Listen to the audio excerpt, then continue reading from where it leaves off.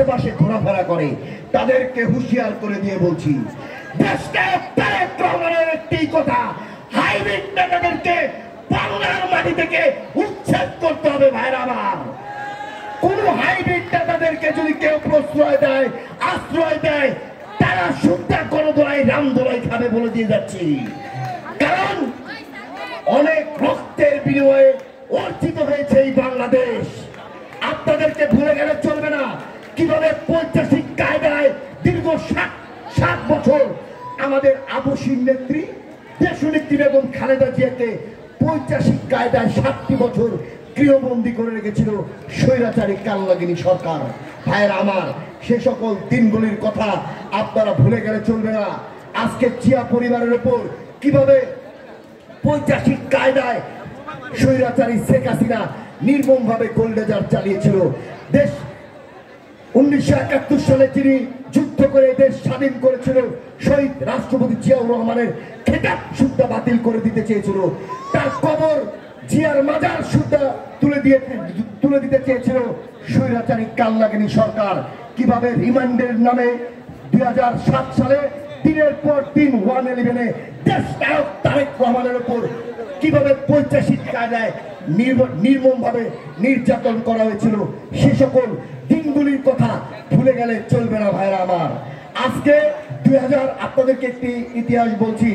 2023 সালের 28শে অক্টোবর থেকে 2024 সালে জুলাই আগস্টের গণঅভ্যুত্থান পর্যন্ত যেভাবে শহীদ রাষ্ট্রপতি জিয়াউর রহমান দীর্ঘ 9 মাস আন্দোলন, 9 মাস যুদ্ধ করে যেভাবে বাংলাদেশকে এনে দিয়েছিল নতুন সূর্য, ঠিকই তারই সুযোগ্য সন্তান দেশ নায়ক তারেক রহমানের নেতৃত্বে 28শে অক্টোবর থেকে 2024 সাল পর্যন্ত দীর্ঘ 9 মাস আন্দোলন সংগ্রাম করে আমরা বাংলাদেশকে এনে দিয়েছি নতুন সূর্য। ভাইরা আমার, সে সকল এই ইতিহাস আপনাদেরকে জানতে হবে।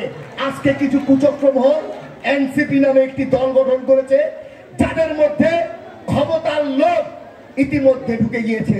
কিভাবে তারা দিনের পর দিন লুটপাট করছে, দুর্নীতি করছে, বিভিন্ন জায়গায় তাদের টাকার খনি পাওয়া যাচ্ছে।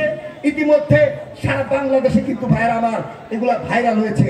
আপনাদেরকে একটি কথা বলতে চাই, জুলাই গণঅভ্যুত্থানের আন্দোলনের সময় একদিকে টিবি হারুনের কার্যালয়ে বসে এনসিপির বিভিন্ন নেতা কর্মীরা ভাত গিলছিল, আরেকদিকে দেশ নায়ক তারেক রহমানের নেতৃত্বে বিএনপির লক্ষ লক্ষ নেতা কর্মী রাজপথে নেমে এসে নিজের জীবন যুদ্ধ বাজি রেখে রাজপথে আন্দোলন সংগ্রাম করে বাংলাদেশকে এনে দিয়েছে নতুন সূর্য।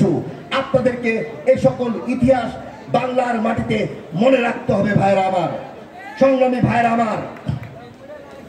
জুলাই গণঅভ্যুত্থানের আন্দোলনের সময় এই জুলাই যাত্রাবাড়ি ধোলাইপাড়া শনিয়াকড়ার মধ্যে ছাত্রদল কেন্দ্রীয় সংসদের বিপ্লবী সভাপতি রাকিবুল ইসলাম রাকিব ভাইয়ের নেতৃত্বে আমাদের এখানে ছাত্রদল ঢাকা মহানগর দক্ষিণের বিভিন্ন বডির মানুষরা বসে আছে।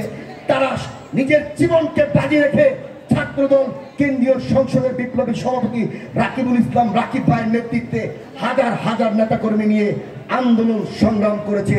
সে সকল দিনগুলির কথা ভুলে গেলে চলবে না ভাইরা আমার, সংগ্রামী ভাইরা আমার।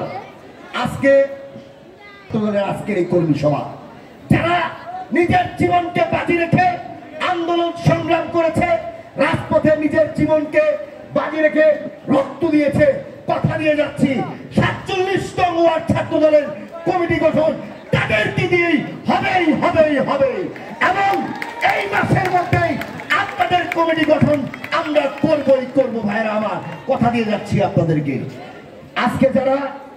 আজকে যারা আন্দোলন সংগ্রাম করেছে, বিভিন্ন হাইব্রিড নেতারা এসে বলবে, ভাই আমরা আন্দোলন করেছিলাম, আমরা এমক করেছিলাম, আমরা তেমক করেছিলাম।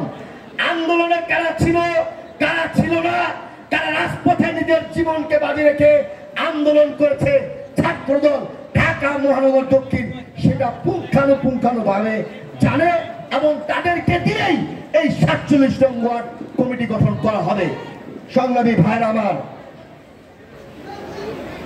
31 দফা দেশ নায়ক তারেক রহমানের এই 31 দফা, এই 31 দফার মধ্যে আমাদের আমাদের গণতন্ত্র লুকিয়ে আছে, এটা আপনাদেরকে মনে প্রাণে বিশ্বাস করতে হবে। দেশনায়ক তারেক রহমানের এই 31 দফা পাড়া মহল্লায় এলাকায় এলাকায় আপনাদেরকে ছড়িয়ে দিতে হবে ভাইরা আমার।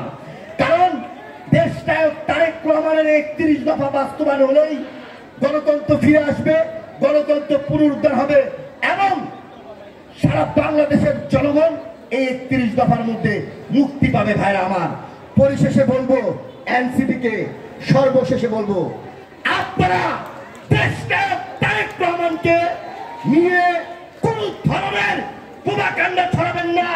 বিএনপি কে নিয়ে, বিএনপির একটি নেতা কর্মীকে নিয়েও আপনারা কোন ধরনের প্রোপাগান্ডা ছড়াবেন না, হুঁশিয়ার করে দিয়ে যাচ্ছি।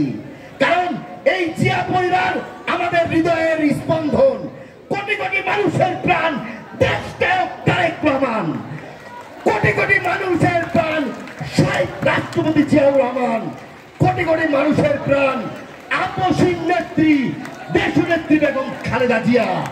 আজকে আমরা আপনাদেরকে হুঁশিয়ার করে দিয়ে যাচ্ছি, শেষবারের মতো বলছি, আপনারা যদি এই জিয়া পরিবারকে নিয়ে এবং বিএনপির একটি নেতা কর্মীকে নিয়ে কোন ধরনের প্রোপাগান্ডা ছড়ান, তাহলে এই 47 নং ওয়ার্ড ছাত্র দলের ভাইয়েরা আপনাদেরকে পাড়া মহল্লায় যেখানেই পাবে সেখানেই প্রতিহত করবে, এটা আমরা বলে দিয়ে যাচ্ছি।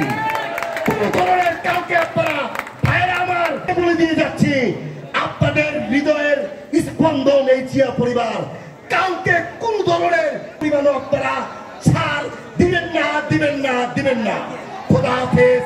বাংলাদেশ জিন্দাবাদ, বাংলাদেশ জাতীয়তাবাদী ছাত্রদল জিন্দাবাদ। দেশনায়ক তারেক রহমান বীরের বেশে আসবে ফিরে বাংলাদেশে। খোদা হাফেজ। বাংলাদেশ।